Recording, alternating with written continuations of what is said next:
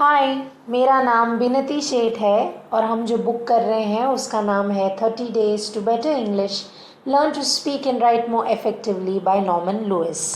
और उसके next chapter का नाम है how to call a name, जिसमें हम स्पेसिफिकली नाउन्स के बारे में सीखेंगे।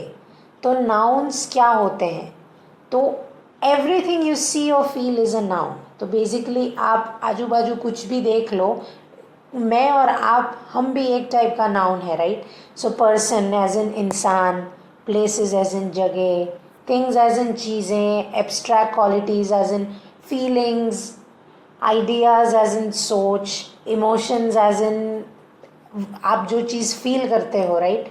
Concepts as in Bernoulli theorem और Pythagoras theorem, similar to those things. और एक्टिविटीज़ यानी कोई भी आप एक्शन कर रहे हो वो, तो ये सारी चीज़ें नाउन होती हैं। अभी हम नाउन के बारे में सीख क्यों रहे हैं? तो बेसिकली नाउन और वर्ब काफ़ी इंस्टेंसेस में हम कंफ्यूज कर लेते हैं एक दूसरे के साथ। जैसे आगे वाले चैप्टर में हमने सीखा था कि अफेक्ट जो है वो वर्ब रहेगा और इफ़ेक्ट जो है वो नाउन रहेगा। But like did you know that हम इफ़ेक्ट को भी सर्टेन सिचुएशंस में एज एन वर्ब यूज़ कर सकते हैं। तो ये जो डिस्टिंक्शन होता है वर्ब और नाउन का, वो आपके competitive exam point of view से काफ़ी बार error correction segment point of view से बहुत इंपॉर्टेंट होता है। So this is just for your information. एक वर्ब का टाइप होता है कॉल कॉपुलेटिव, मतलब उसमें is, and, was, must, be, seem, ये भी कुछ टाइप के वर्ब्स हैं। तो अगर आपको और कोई टाइप की मिस्टेक ना मिले तो ये पर्टिकुलर वर्ड्स को ढूंढ के उनको एडिट करने की कोशिश करना। Okay, so this is again, ये जो पैराग्राफ है वो बुक में था, जहाँ पे जो रेड से लिखा हुआ है, राइट, दैट्स अ नाउन, और जो ब्लू से लिखा हुआ है वो है वर्ब। तो eight first all went well, right? तो अगर आप वेंट नहीं निकालोगे तो ये पर्टिकुलर जो सिचुएशन की बात हो रही है उसके बारे में हम कोई मीनिंग नहीं निकाल पाएंगे, right?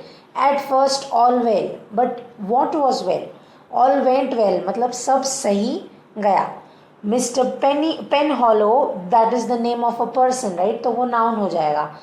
Taught the girls Latin and history, तो मिस्टर पेन हॉलो ने ये जो लड़कियां थी उनको क्या सिखाया, राइट? सो ये जो एक्शन थी that is what gave meaning to this particular sentence. तो ये जो रहता है ये आपका वर्ब रहेगा। सिमिलरली आप पूरे ये पैराग्राफ के थ्रू जाएंगे तो जो रेड से वर्ड्स लिखे हुए हैं they are nouns and blue से वर्ड्स लिखे हुए हैं दे आर वर्ब्स। तो सेल्फ एनालाइज करिए, राइट? एंड इफ कोई भी डाउट हो तो again mention it in the comment section.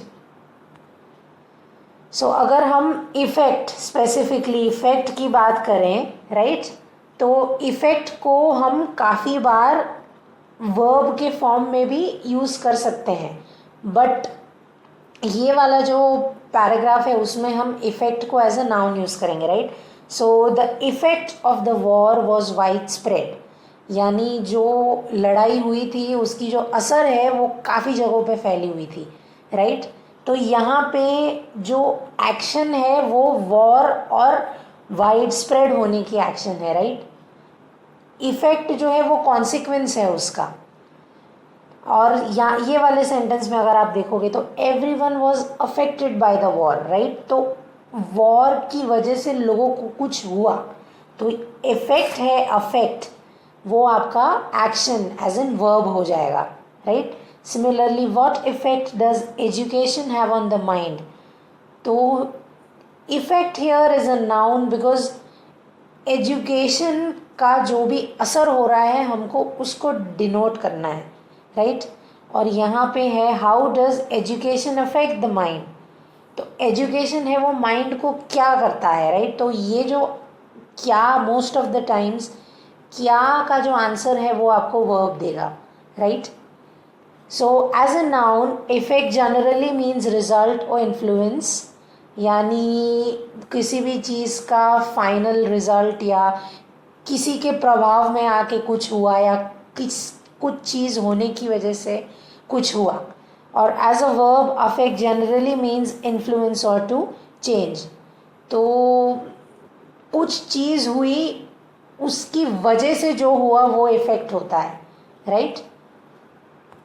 Okay, so effect as a verb. So effect as a verb आप कहाँ कहाँ करोगे? तो अगेन कहीं पे आपको कॉज या प्रूफ दिखाना है तो आप EFFECT एज अ वर्ब को यूज करोगे।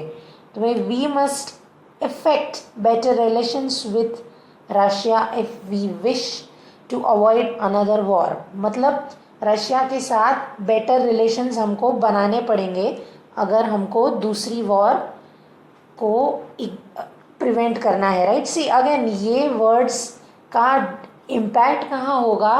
आप रीडिंग कॉम्प्रिहेंशन में और ये सब पर्टिकुलर पैसेजेस में जब इन सेंटेंसेस को अप्रोच करोगे तो अगर ये वर्ड जो आपका नाउन है कि वर्ब है, आप ये क्लासिफाई नहीं कर पाओगे तो आपके आगे के सेंटेंसेस का मीनिंग समटाइम्स एक दूसरे के साथ ओवरलैप नहीं होगा, right. On account of which chances of you getting the wrong answer increases.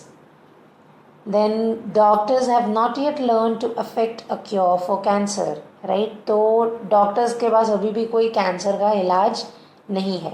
and he will try to affect a reconciliation between Tommy and Menville and his latest estranged wife।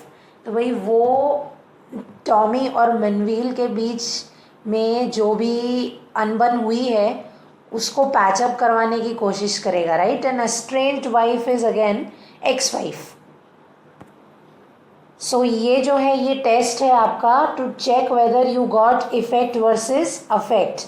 So take a screenshot और a snapshot and see how well you score, and according to Mr. Lewis you should have at least 70% of the answers right। So there's one more test again of effect versus effect। तो अभी फिर से ABC रैम्बलिंग्स पे आ गए हम। तो ABC रैम्बलिंग्स में ए जो है वो है difference between let and leave, right. और फिर हम देखेंगे कि भाई don't get mad if I tell you the truth. तो ये जो मैड वर्ड है वो we don't realise this, but ये जो वर्ड है वो गलत क्यों हो जाता है सर्टेन पॉइंट्स ऑफ व्यू से। और which is preferable, what kind of day is it और what kind of a day is it, right. Okay, so grammar of meanings. तो लेट जो होता है वो बेसिकली किसी चीज़ को अलग, तो let the water flow, right. तो ऐसे कोई भी सेंटेंसेस होंगे जिसमें बेसिकली परमिशन इन्वॉल्व होगी, like let us go, let him work tomorrow, let us be friends, the dog was let loose, let him be. यहाँ पे हम लेट यूज़ करेंगे। और लीव जो होगा मतलब छोड़ दो या जाने दो, राइट।